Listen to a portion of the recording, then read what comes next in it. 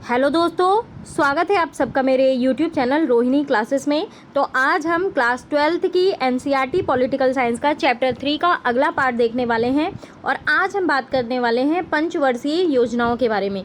ठीक है, कि किस प्रकार सरकार ने शुरुआती कदम उठाया, पंचवर्षीय योजनाओं को स्टार्ट किया।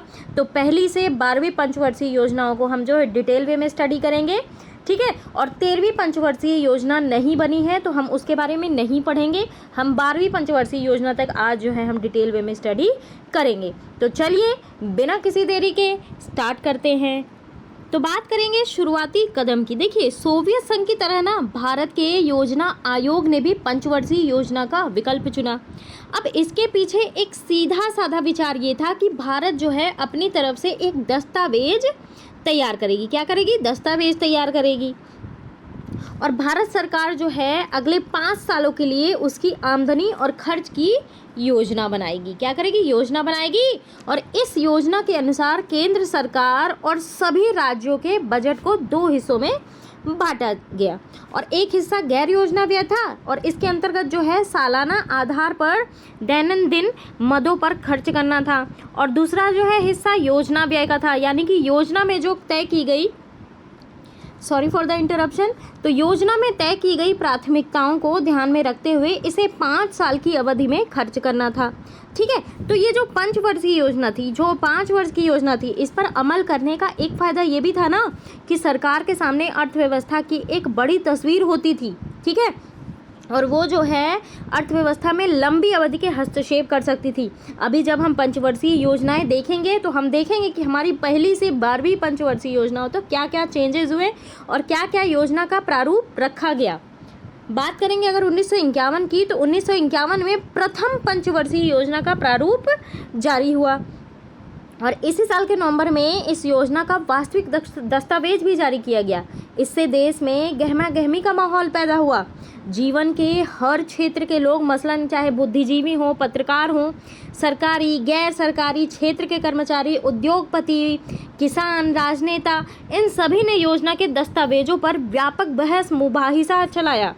ठीक है, और नियोजन को लेकर देश में जो गहमा गहमी पैदा हुई ना, वह 1956 से चालू दूसरी पंचवर्षीय योजना के साथ अपने चरम पे, यानी कि लगभग खात्मे पे पहुंच गई। 1961 की तीसरी पंचवर्षीय योजना, अभी हम डिटेलिंग भी करेंगे, भले इस किताब में डिटेलिंग ना हो लेकिन हम डिटेलिंग करेंगे। ठीक है, 1961 की तीसरी पंचवर्षीय योजना के समय तक माहौल जारी रहा। चौथी पंचवर्षीय योजना 1966 से चालू होनी थी, लेकिन इस वक्त तक नियोजन का नयापन एक हद से तक जो है मंद, यानी कि धीमा पड़ गया था। भारत जो है गहन विराम देने का फैसला किया।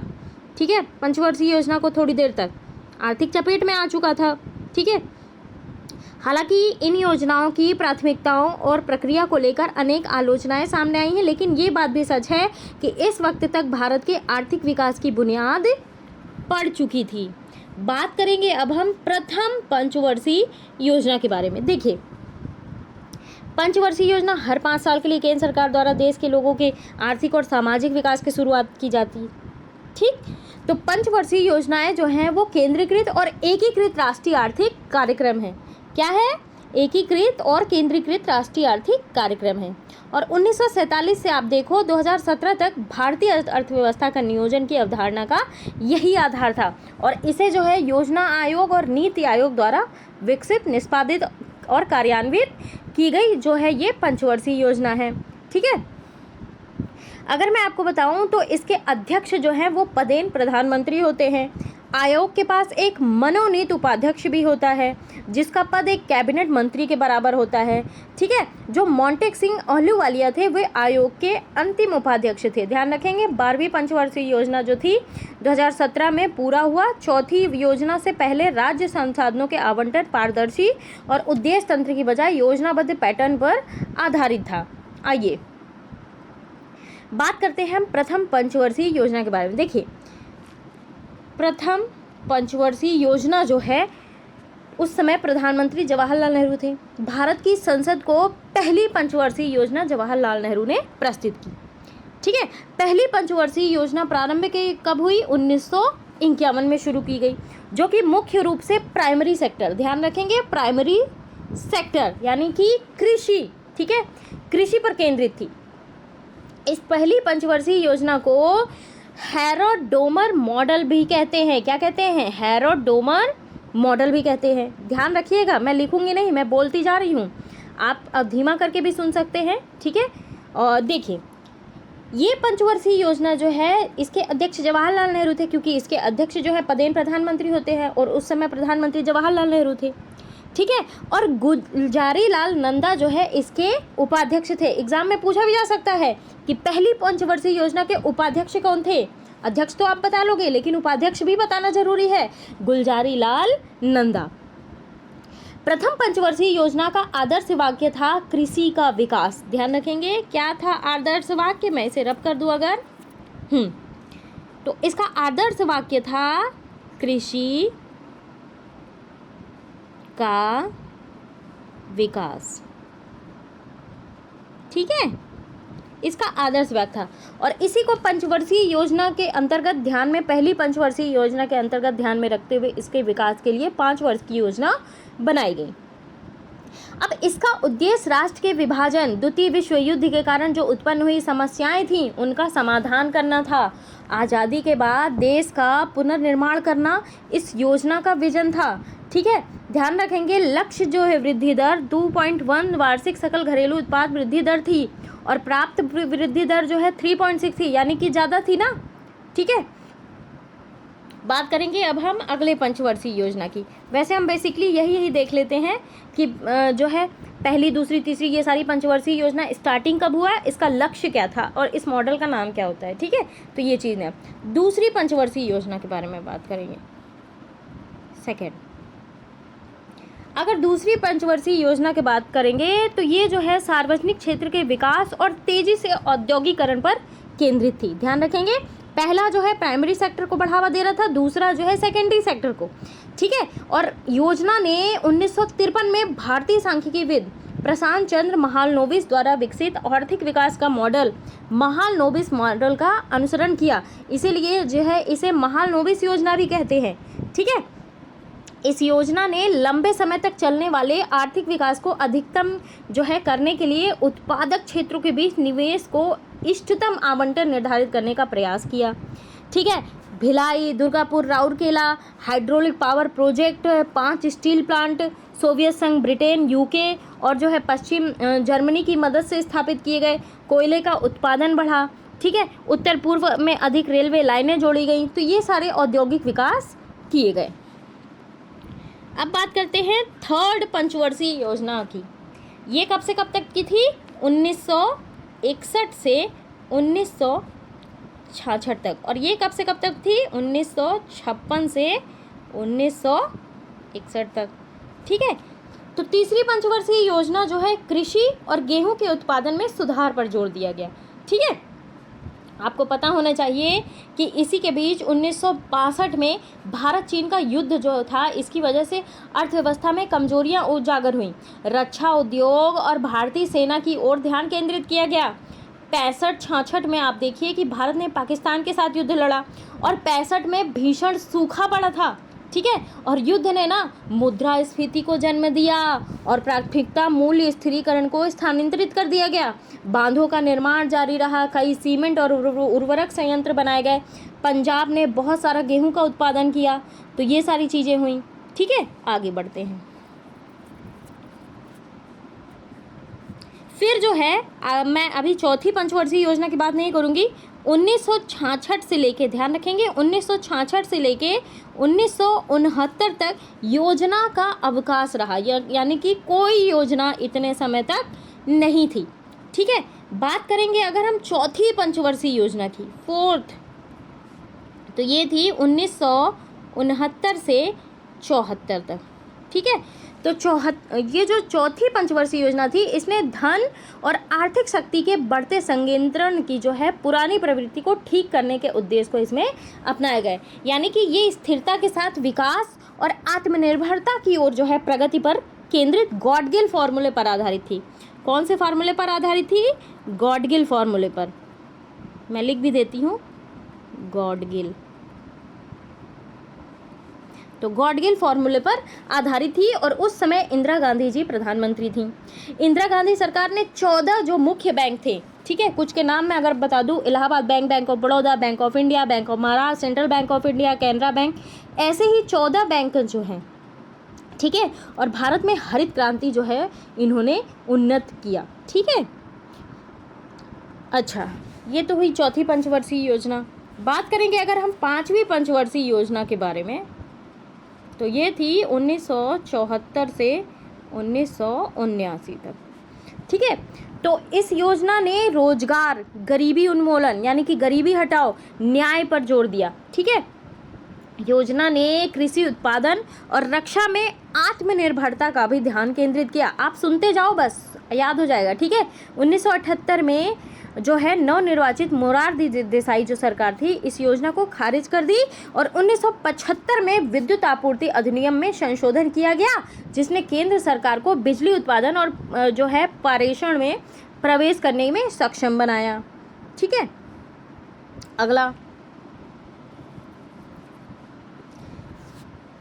1978 से ध्यान रखेंगे, ये भी ध्यान रखेंगे, 1978 से 80 में रोलिंग प्लान आया, ठीक है। यानी कि इस समय जो है जनता पार्टी की सरकार थी, तो जनता पार्टी की सरकार ने क्या किया कि पांचवी पंचवर्षीय योजना को खारिज कर दिया और एक नई छठी पंचवर्षीय योजना 1978 से 80 पेश की, ठीक है। 80 में भारतीय राष्ट्रीय कांग्रेस सरकार ने इस योजना को फिर से खारिज कर दिया, क्योंकि 80 में फिर से कांग्रेस की सरकार आई और रोलिंग प्लान में 3 प्रकार की योजनाएं शामिल थी जिन्हें प्रस्तावित किया गया। पहली योजना वर्तमान वर्ष के लिए थी, जिसमें वार्षिक बजट शामिल था। दूसरी निश्चित वर्षों की योजना थी, जो 3, 4, 5 वर्ष हो सकती थी। और दूसरी योजना जो थी भारतीय अर्थव्यवस्था की आवश्यकताओं के अनुसार बदलती रही। तीसरी योजना जो थी लंबी अवधि के लिए यानी 10, 15, 20 वर्षों के लिए परिप्रेक्ष्य थी, ठीक है। तो इसलिए चल योजनाओं में जो है ये योजना प्रारंभ और समाप्ति की तारीखों का निर्धारण नहीं किया गया। ये योजना जो है लचीली थी, देश की अर्थव्यवस्था में बदलती परिस्थितियों के अनुसार इसका रोलिंग हो रहा था, इसलिए जो है इसे रोलिंग प्लान भी कहा जाता है, ठीक है। आगे बढ़ते हैं, बात करेंगे हम छठी पंचवर्षीय योजना की। तो ये कब से कब तक थी? 1980 से 1985। अब आप पूछेंगे कि मैम बुक में तो सारी योजनाएं दी रही हैं, आप क्यों बता रहे हो? भाई एग्ज़ाम में पूछा जाता है इसलिए मैम बता रही हैं, ठीक है। आप लोग भी सुनिए। देखिए, बेसिकली जो छठी पंचवर्षीय योजना थी, इसने जो है आर्थिक उदारीकरण की शुरुआत को चिन्हित किया, मूल्य नियंत्रण को समाप्त कर दिया, राशन की दुकानें बंद कर दी, खाद्य कीमतों में वृद्धि हुई और जो है रहने की लागत में वृद्धि हुई। ये जो नेहरूवादी समाजवाद का अंत था, 12 जुलाई 1982 को शिवरामन कमेटी की सिफारिश पर ना ग्रामीण क्षेत्रों के विकास के लिए राष्ट्रीय कृषि और ग्रामीण विकास बैंक स्थापित किया गया और अधिक जनसंख्या को रोकने के लिए परिवार नियोजन का भी विस्तार किया गया। चीन की सख्त और बाध्यकारी एक बच्चे की नीति के विपरीत ना भारतीय नीति बल के खतरे पर निर्भर नहीं था, ठीक है, ध्यान रखेंगे। आगे बढ़ते हैं, बात करेंगे अब 7th प्लान की। तो 7वीं पंचवर्षीय योजना थी 1985 से 90 तक। इसमें क्या था भाई, ये भी आप लोग सुन लीजिए। देखिए, इस योजना का नेतृत्व कांग्रेस पार्टी ने किया, जिसमें राजीव गांधी जी प्रधानमंत्री थे। योजना ने प्रौद्योगिकी यानी कि टेक्नोलॉजी के उन्नयन और उद्योगों के उत्पादन स्तर में सुधार लाने पर जोर दिया। और ये जो 7वीं पंचवर्षीय योजना थी ना, इसका बेसिकली उद्देश्य मैं बात करूं तो ये जो है सामाजिक न्याय, ठीक है, सामाजिक न्याय के माध्यम से आर्थिक उत्पादन बढ़ाने, खाद्यान्न उत्पादन और रोजगार पैदा करने के क्षेत्रों में विकास जो है स्थापित करना था, ठीक है। आगे बढ़ते हैं, रब कर दूं इसे मैं।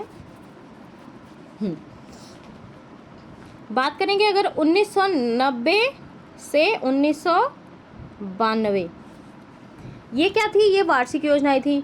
जो केंद्र की तेज से बदलती आर्थिक स्थिति थी, इसके कारण 1990 में 8वीं योजना शुरू नहीं हो सकी। 90, 91 और 91-92 के वर्षों में वार्षिक योजना के रूप में माना गया, ठीक है। और 8वीं योजना के अंत में 92 से 97 अवधि के लिए तैयार की गई, जो कि 8वीं योजना थी, ठीक है। तो 8वीं योजना कब से कब तक की थी? 8th 5 ईयर प्लान जो था वो 1992 से 97, 92 से 97 तक था। अच्छा, जोड़ मिलान के लिए भी आ जाता है कि 8वीं योजना कब से कब तक थी, 12वीं योजना कब से कब तक थी, तो ये भी आपको ध्यान रखना है। ठीक है, आपको मैं बता दूं कि 89 से 91 तक भारत जो था आर्थिक अस्थिरता के दौर था, तभी तो 1991 में औद्योगिक क्रांति हुई, मैंने आपको पढ़ाया था, और इसलिए कोई भी पंचवर्षीय योजना नहीं लागू हो पाई। ठीक है, 1991 में भारत को विदेशी मुद्रा भंडार संकट का सामना करना पड़ा। आप सभी को पता है कि भारत के पास जो है 15 दिन तक के लिए भी जो पैसे नहीं थे। ठीक है, इस पंचवर्षीय योजना में यानी कि 8वीं पंचवर्षीय योजना में उद्योगों के आधुनिकीकरण पर जोर दिया गया। ठीक है, ये एक प्रमुख आकर्षण था, और इस योजना के तहत बढ़ते घाटे और विदेशी कर्ज को ठीक करने के लिए भारतीय अर्थव्यवस्था को धीरे धीरे खोलने का काम शुरू किया। ठीक है, 1995 में विश्व व्यापार संगठन का सदस्य बना भारत, और प्रमुख उद्देश्य इसमें शामिल थे जनसंख्या वृद्धि को नियंत्रित करना, गरीबी में कमी करना, रोजगार सृजन करना, बुनियादी ढांचे को मजबूत करना, संस्थागत भवन का निर्माण करना, पर्यटन प्रबंधन, मानव संसाधन का विकास, पंचायती राज में भागीदारी, नगर पालिकाओं का विकास, गैर सरकारी संगठनों का विकास, विकेंद्रीकरण और लोगों की भागीदारी। आगे ये तो थी भाई 8वीं पंचवर्षीय योजना। बात करेंगे अगर 9वीं पंचवर्षीय योजना के बारे में। ये कब से कब तक थी? 1997 से 2002 तक। देखिए, भारत की स्वतंत्रता को 50 वर्ष हो चुके थे। ठीक है, अटल बिहारी वाजपेयी 9वीं योजना के दौरान भारत के प्रधानमंत्री थे, और 9वीं योजना के मुख्य रूप से आर्थिक और सामाजिक विकास को बढ़ावा देने के लिए देश में अव्यक्त और अस्पष्टीकृत आर्थिक क्षमता का उपयोग करने का प्रयास किया गया। इसने जो है गरीबी के पूर्ण उन्मूलन को यानी कि गरीबी के पूर्ण तरीके से खात्मे को प्राप्त करने के प्रयास में जो है देश के सामाजिक क्षेत्रों में मजबूत समर्थन की पेशकश की। आगे बढ़ते हैं। अच्छा, इसका उद्देश्य क्या था ये भी समझ लेते हैं। इस पंचवर्षीय योजना का जो उद्देश्य था वो था जनसंख्या नियंत्रण, गरीबी में कमी, कृषि और ग्रामीण विकास में प्राथमिकता देकर रोजगार सृजित करना, देश में सभी बच्चों को प्राथमिक शिक्षा, अनुसूचित जाति, जनजाति, अन्य पिछड़े वर्ग जैसे सामाजिक रूप से वंचित वर्गों को सशक्त बनाना, कृषि के मामले में आत्मनिर्भरता का विकास करना, स्थिर कीमतों की मदद से अर्थव्यवस्था की विकास दर में तेजी। ठीक है, ये चीज़ें थी। आगे 10वीं पंचवर्षीय योजना के बारे में बात करते हैं। तो 10वीं पंचवर्षीय योजना जो थी वो थी 2002 से 2007 तक के लिए। इसका उद्देश्य क्या था सुनते जाइएगा। प्रतिवर्ष 8% सकल घरेलू उत्पाद में वृद्धि करें। 2007 तक गरीबी दर में 5% की कमी। 20 सूत्री कार्यक्रम पेश किया गया। लक्ष्य क्या रखा गया? 8.1, हासिल कितना हुआ? 7.7। 10वें 5 वर्ष के लिए जो है 43,825 करोड़ का व्यय किया गया। आगे बात करते हैं 11वीं पंचवर्षीय योजना की। 11वीं पंचवर्षीय योजना में हमारे मनमोहन जी प्रधानमंत्री थे, आप सभी को पता ही है। इसका उद्देश्य जो था 11-12 तक 18 से 23 वर्ष की आयु वर्ग के लोगों के लिए शिक्षा में नामांकन में वृद्धि करना, तीव्र और समावेशी विकास, लैंगिक असमानता में कमी, पर्यावरणीय स्थिरता, कुल प्रजनन दर को घटाकर 2.1 कर देना, 2009 तक सभी के लिए स्वच्छ पेयजल उपलब्ध कराना, कृषि विकास दर को 4% तक जो है बढ़ाना। ठीक है, शिक्षा और कौशल विकास के माध्यम से सशक्तिकरण करना, सामाजिक क्षेत्र और उसमें सेवा प्रदान करने पर जोर। ठीक है, गरीबी में कमी करना। तो ये सारे जो है इसके उद्देश्य थे। अच्छा, ये मैंने बताया क्या कि कब से कब तक थी? 2007 से 2012 तक। बात करेंगे अगर हम आखिरी पंचवर्षीय योजना की, तो ये जो थी 2012 से 2017 तक थी। ठीक है, तो 12वीं जो पंचवर्षीय योजना थी, इस योजना में 9% की वृद्धि दर हासिल करने का निर्णय लिया गया, लेकिन राष्ट्रीय विकास परिषद यानी कि NDC ने 27 दिसंबर 2012 को 12वीं योजना के लिए 8% दर की मंजूरी दी। उस समय वैश्विक हालात बिगड़ रहे थे, उसको देखते हुए योजना आयोग के जो उपाध्यक्ष थे मोंटेक सिंह अहलूवालिया, इन्होंने कहा कि अगले 5 साल में 9% की औसत विकास दर हासिल करना संभव नहीं है। नई दिल्ली में जो आयोजित राष्ट्रीय विकास परिषद की बैठक हुई, इसमें योजना के अनुमोदन के अंतिम विकास लक्ष्य जो है 8% तय कर दिया गया। इसके उद्देश्य क्या थे ये भी जान लीजिए। गैर कृषि क्षेत्र में 50 मिलियन नए काम जो है अवसर प्रदान करना, 0 से 3 वर्ष की आयु के बच्चों को कुपोषण कम करना, सभी गांवों में बिजली पहुंचाना, हरित क्षेत्र में हर साल 1 मिलियन हेक्टेयर बढ़ाना, 90% परिवारों को बैंकिंग सेवाओं की पहुंच प्रदान करना, ठीक है, उच्च शिक्षा तक पहुंच बढ़ाने के लिए। अच्छा, भविष्य के लिए क्या कुछ किया गया। योजना आयोग के भंग होने के साथ आप सभी को पता है कि जैसे ही भाजपा सरकार बनी तो योजना आयोग जो है का नाम बदल के नीति आयोग कर दिया गया और उसके साथ उसकी नीति भी खत्म कर दी गई। अर्थव्यवस्था के लिए और कोई औपचारिक योजनाएं नहीं बनाई जाती हैं अब, लेकिन पंचवर्षीय जो है रक्षा योजना बनती रहती है। नवीनतम जो 2017 से 22 रहा होगा, हालांकि कोई 13वीं पंचवर्षीय योजना अभी नहीं है, मेरी जानकारी में तो नहीं है। तो आज के लिए पंचवर्षीय योजना इतना ही। आप लोग अच्छे से 2-3 बार वीडियो देखेंगे तो आप लोगों को बहुत अच्छी तरीके से याद भी हो जाएगा, क्योंकि एग्ज़ाम में एक तो वर्ष पूछा जाता है और एक तो उद्देश्य पूछा जाता है, तो ये आप ध्यान रखोगे जो मैंने बताया।